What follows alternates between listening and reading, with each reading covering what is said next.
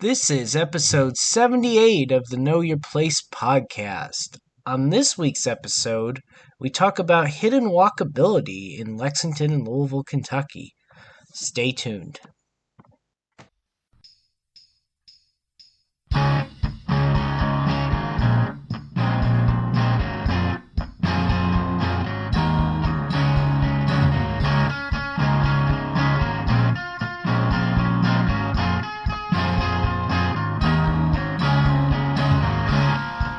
World, Charles Altendorf back here with the Know Your Place podcast, and on this week's episode, it's kind of a response video, except I don't do video as well as the guy I'm responding to, so I'm not even going to attempt to. But it is a response to a YouTuber. His name is City Nerd, and it's also a response to a sort of request by one of the fans of the show. What's going on, Malik? Yeah, I call him Malik, I guess. I always thought, never mind. Anyway, so basically, City Nerd did a really interesting video, and I'll link it in the description, and you should definitely check it out. But basically, he had a sort of, I don't even know how to call it. I don't want to say hidden gem because this guy is definitely more pro walkability and anti-car than I am. But he did a thing of like cities that were known for not necessarily being the most pedestrian friendly that actually had like really pedestrian friendly neighborhoods in them. And that could be a lot of cities, right? But he had sort of this thing where he took like the city's overall Cardependency Score and compared it against neighborhoods that were walkable and had a quote grocery store in them. And he by doing that, he looked for the ones with the biggest difference. And yeah, I mean, I do kind of agree with his findings to an extent. But it was really interesting. So he put both Lexington and neighborhoods from both Lexington and Louisville in there. But he caveated it prior to saying about Louisville that he was kind of shocked that they had such a high car dependency score. And I kind of agree with him on that to some aspect. And I was pretty shocked actually he knew anything about these places because he's definitely a coaster. I believe. I think when he recorded, he was in Oregon, but I don't think he's actually from Oregon. But he's definitely a coaster. I think he's from Seattle. I don't know wherever he's from. He's definitely not a Midwesterner. Anyway, or a Southerner. We got that weird problem in Kentucky where we can't make up our mind what we are. But anyway, so he did this little thing, and he was interesting. He said he wasn't sure whether or not he would consider Lexington or Louisville car dependent. And I guess for my audience who's not in Kentucky, I would like to see your reaction in the comments section. Do you consider Lexington and Louisville? Was your preconceived notion that they are car dependent cities? I think part of it is really since we're kind of known for horse racing. Is there still like some people out there that think that like we all still ride horses? Surely not. But yeah. Anyway, into the gist of the topic. So I think the thing you'll find about Lexington and Louisville is now Louisville's about twice the size of Lexington in sort of population and in land area too. It might be more than twice in land area. But the thing you'll find is like, yes, there are road networks and both of them have loops and two loops of the cities, although Louisville has two very well-defined freeway loops, whereas Lexington kind of has two that are part freeway and part not in points. And Louisville has areas that are gridded and, I would say more thoroughfares, whereas Lexington basically is spokes on a wheel. And, there's kind of infill in between all the spokes. But the thing you'll find is like, so yeah, in that aspect, like, it's car dependent to get out of either one of these cities to go somewhere for the most part, right? But there are definitely pockets within both cities where you don't need to own a car and can get around fairly easily to everything without a car. And I think this concept, I think part of the reason why this is so hard for people who aren't from around here to understand is like, if you look at some other cities that people think are like really transit good cities, like for instance, I was looking at, well, like DC, for example. Okay, so DC has a subway, right? And obviously, Lexington and Louisville ain't gonna ever pay for any light rail. There's talk that happens sometimes, but it probably ain't happening. But okay, so for DC, for example, yes, you do have to take a long ride to get out to Dulles, but Reagan National was like right next to downtown, right? So if you really had to get out of town using transit and get out quickly, you could, right? Or even in New York, like LaGuardia, again, LaGuardia, Newark, and JFK, I guess they're all kind of a little bit, LaGuardia is kind of more in the middle of town, right? And then, trying to think of another one people really think of as like having good transit. I can't think of where Portland's airport is relative to Portland, but like Chicago's another great example. Its main train hub is downtown, and then while O'Hare's kind of on the edge of the city, Midway's kind of more in the middle of the city, but both of them are really relatively quick subway rides too. So, again, there's just it. I think because the main way to exit both Lexington and Louisville is sort of on the edge of town and not really a quick transit ride, people just automatically assume, well, I can't get into town very easily without a car. So therefore, it must be an area where people have to be very dependent on a car. And that, again, it's not necessarily true depending on where you live within these places. So, uh, the two neighborhoods he talked about, we'll get into those, and then I guess we'll talk a little bit more about other places in each city. But so the first one he brought up, I thought was actually very obvious, and I thought he actually rated it lower than I would have. He rated it below the one he brought up in Lexington, and I actually think it may be more walkable than the one he brought up in Lexington. Although there's one in Lexington I think that does rival it, and that's the neighborhood of the Highlands. I've been there multiple times, and pretty much anyone from Louisville will say that's the best neighborhood in Louisville. Like, that's the most fun. That's the thing with all the stuff. It's the hip area and all this and that. And basically, it's centered on this main avenue called Baxter Avenue. And, there's some stuff along Bardstown Road, too. And there's, like, parks behind it. And there's shopping and restaurants and dining all littered around it. And it's very easy to walk around. Mostly narrow streets, and the ones that do have cars on them the cars aren't rolling down at like 60 miles an hour or something. And yeah, it's great, and it's on an easy transit, it's an easy bus ride to downtown from. So yeah, it's a very pedestrian friendly area. You could live there and never need a car.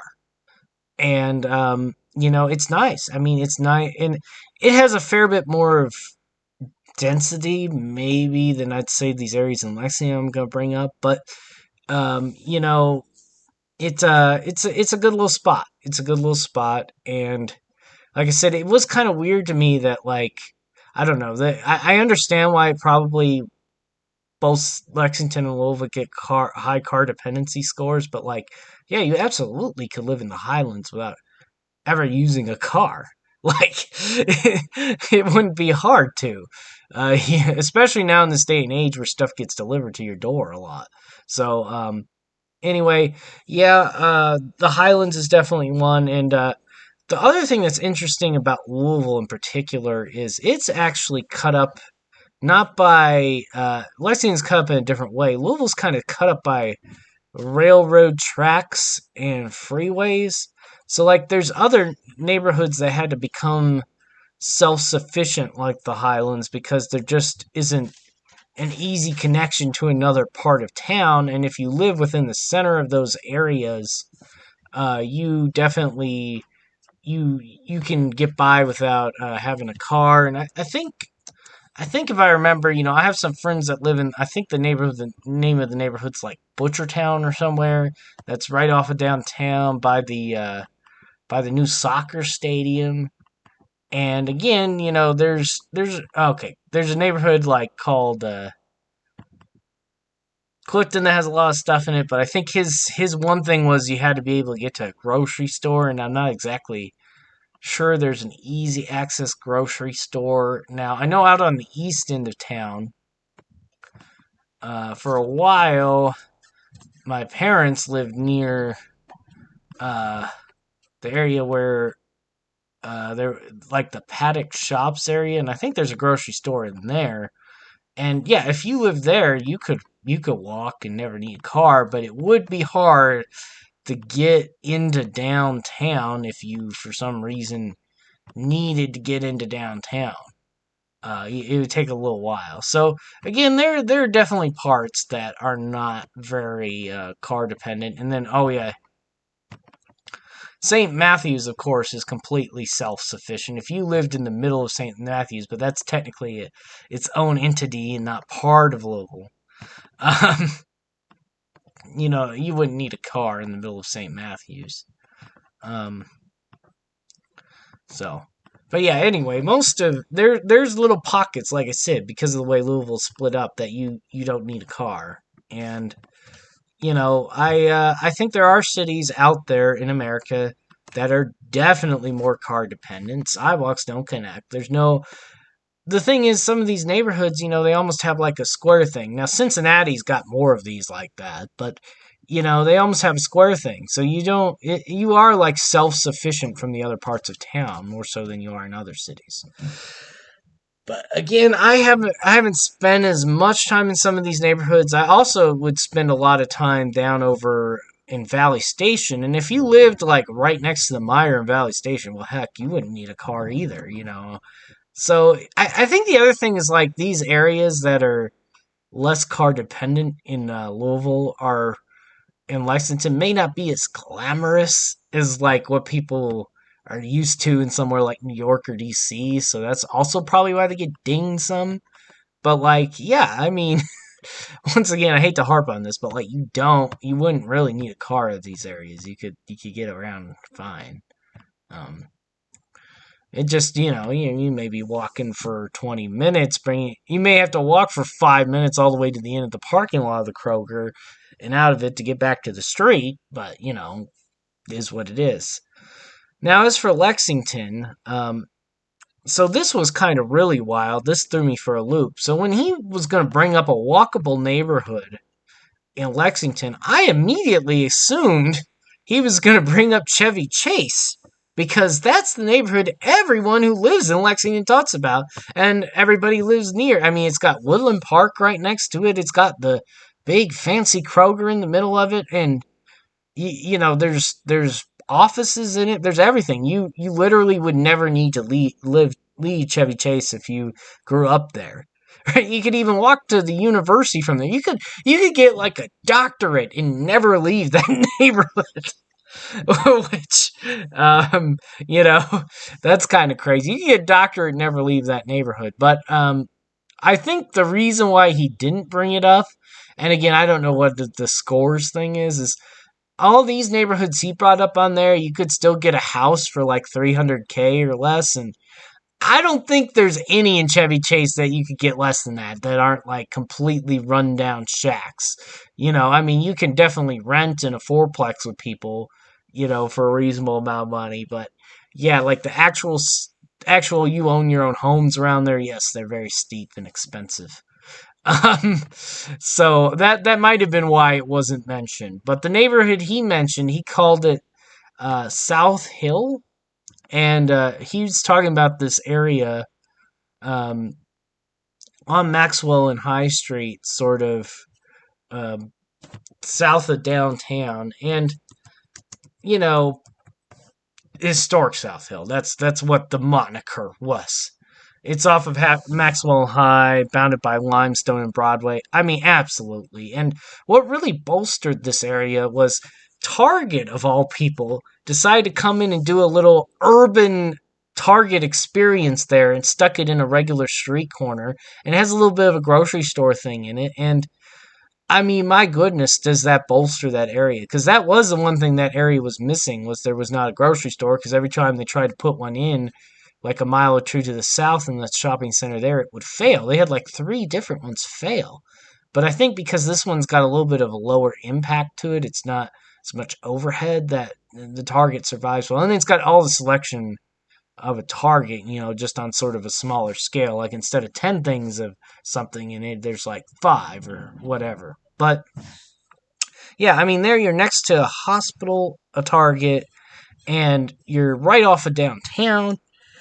You're like 2 blocks south of downtown. You're 2 blocks north of the college, and I mean, there's just endless amounts of work and food and bars and whatever that you can walk to very easily. And the big thing about this area is, yeah, I mean, it's kind of dense, but it's not really that dense yet, too. So like you're not as overwhelmed necessarily if you wanted to be a little bit less dense. Oh, and I forgot to mention, catty corner to the boundary of this at Broadway and High, they just built that new entertainment complex, Lexington Live, and then the farmers market sets up over next to that every once in a while. So, I mean, you got a lot going on there, and it's kind of, it's interesting because I don't think historically that area was really seen as desirable. And and it never even crossed my mind, because when I was in college, it didn't have half of that stuff in it that it does now. But yeah, it's desirable now, you can betcha. I mean, there's a lot to do there, and like I said, it's still kind of affordable because it didn't get built up very quickly because it wasn't a traditional spot that people went. So yeah, and then I just sort of wanted to touch on the sort of wider subject of, when I was in college at UK and I lived in Lexington, I didn't have a car until my senior year, and most of the time it wasn't a problem unless I was trying to leave town. I mean, there's plenty, because I could just hit the bus and go down the main Nicholasville Road drag and get to virtually everything I needed. And like I said, there's a grocery store that was like a 10-minute walk from campus. A big Kroger, and there's all kinds of stuff, within an easy walk of campus. And even when I moved back to town, I was living in an apartment for a while and working on the same spoke. It's called Richmond Road. It's the old Main Street in Lexington. And I didn't need a car then. I would drive it sometimes, and sometimes I'd just leave it home and take the bus, because the bus runs in 30-minute intervals during the day. It runs in 30-minute intervals. At night, it gets a bit trickier. That's when you'd really like to have a car, except for if you're in the radius of the trolley they have downtown. But again, I could just ride it and be to work. And I worked at one end of the line and sort of towards the other end and be at work in 15 minutes. And there's a lot of stuff. My friend lives off of Mitchin Road in an area called Idle Hour, and the only thing that area doesn't have is it doesn't have a grocery store. It's got a Walgreens, a Chick-fil-A, a Fazoli's, a megachurch that moved into the old mall there, and it's got a really nice new park. And, there's a lot of stuff there you can walk to. And there's even a couple of old industrial warehouses behind it, too. So you could really work there, in theory, and never have to leave. And you wouldn't necessarily need a car. And there's a school behind there, too. There's an elementary school right in the middle of it. So, yeah, I mean, basically it boils down to, I think both Lexington and Louisville can be walkable if you want them to be. But you still have the flexibility of also not having to pay a lot to own a car in either one. So you have the flexibility of doing both, which actually is very advantageous. And I think some cities aren't that way. I don't think there are some cities where basically it's one way or the other. Like New York, for example, it's very expensive to own a car in New York, but it's very easy to get everywhere in transit. It's kind of expensive to own a car in Chicago, although not as bad as New York, but it's very easy to get everywhere in transit.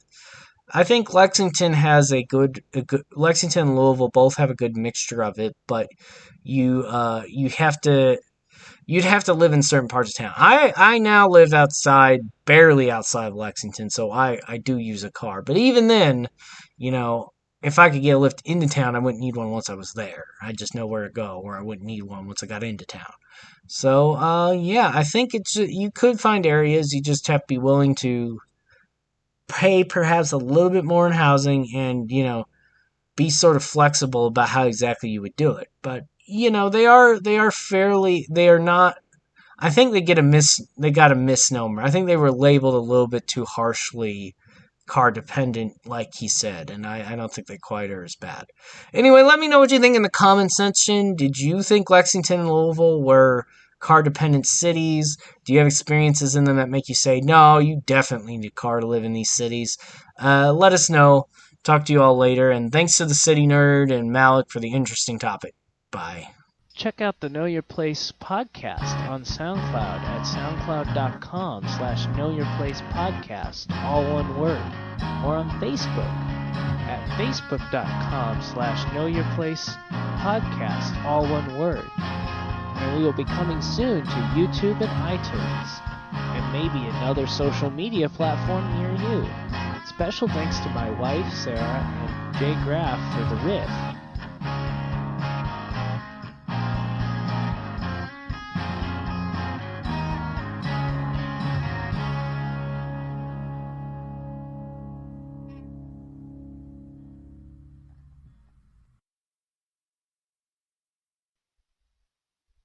Bye.